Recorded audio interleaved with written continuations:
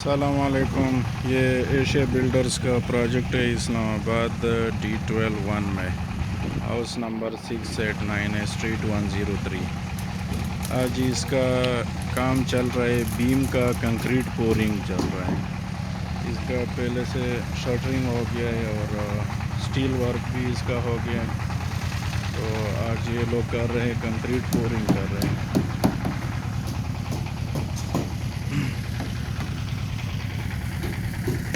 इसमें इलेक्ट्रिकल के केबल भी लगे हुए हैं।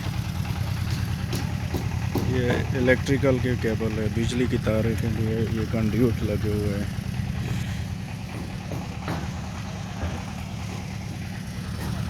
इस साइड से बोरिंग हो गया है।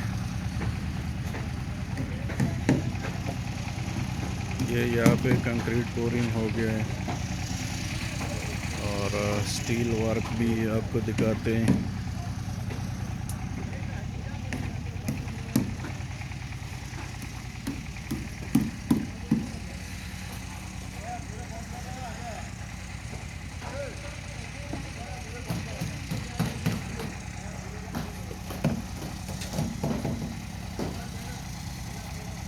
साथ में ये कॉलम का भी कंक्रीट पोरिंग कर रहे हैं।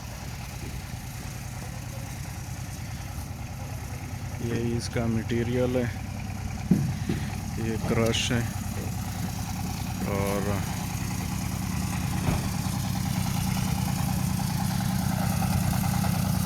ये इसका सैंड है।